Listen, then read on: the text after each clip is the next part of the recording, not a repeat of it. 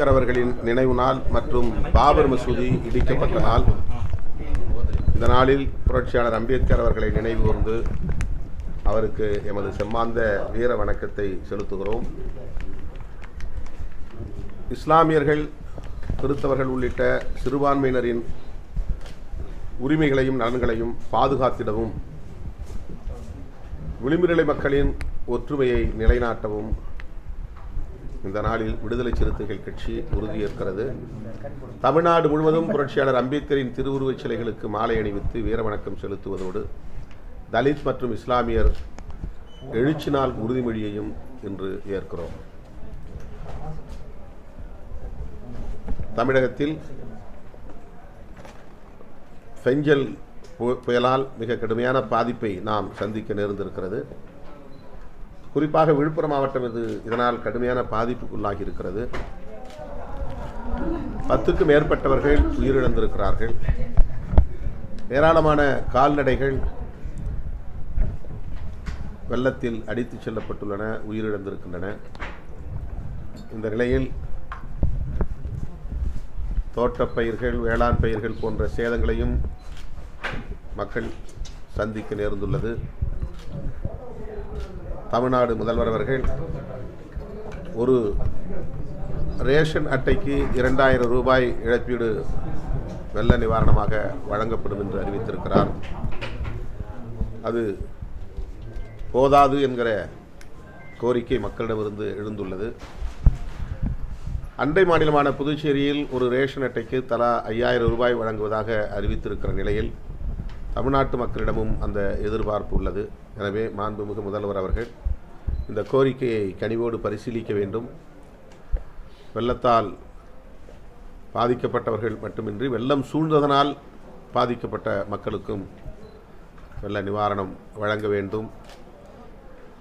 உயிரிழந்தோர் குடும்பத்தினருக்கு 5 லட்சம் ரூபாய் வழங்குவதாக அறிவித்திருக்கிற தமிழக அரசு அதனை 10 லட்சமாக உயர்த்தி வழங்க வேண்டும் என்றும் விடுதலை சிறுத்தைகள் கட்சி வேண்டுகோள் விடுக்கிறது.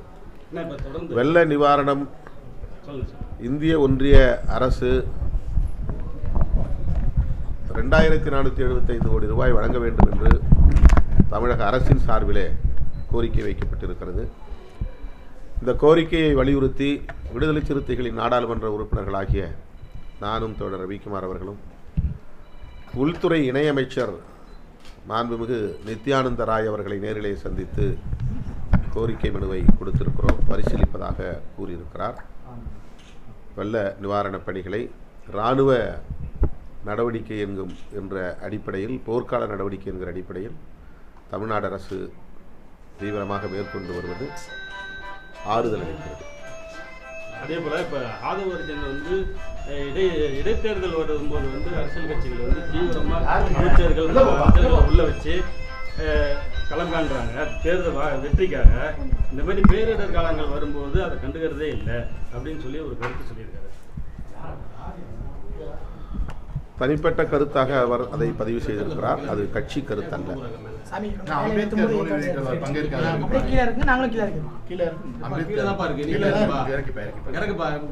அல்ல. இன்றைக்கு அந்த விழா நடைபெறுகிறது. ஆனந்த விகடனின்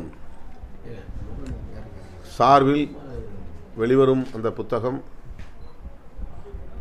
தமிழகம் மற்றும் பிற மாநிலங்களை சார்ந்த இடதுசாரி சிந்தனையாளர்களின் கட்டுரைகளை தொகுத்து எல்லோருக்குமான தலைவர் என்கிற நூலாக அதை வெளியிடுகிறார்கள்.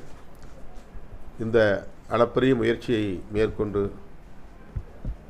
புரட்சியாளர் அம்பேத்கர் குறித்த புத்தகத்தை வெளியிடுகிற விகடன் பதிப்பகத்திற்கு என்னுடைய பாராட்டுதலையும் வாழ்த்துக்களையும் தெரிவித்துக் கொள்கிறேன். அந்த நிகழ்விலே பங்கேற்பதற்கு எனக்கு அழைப்பு விடுக்கப்பட்டது.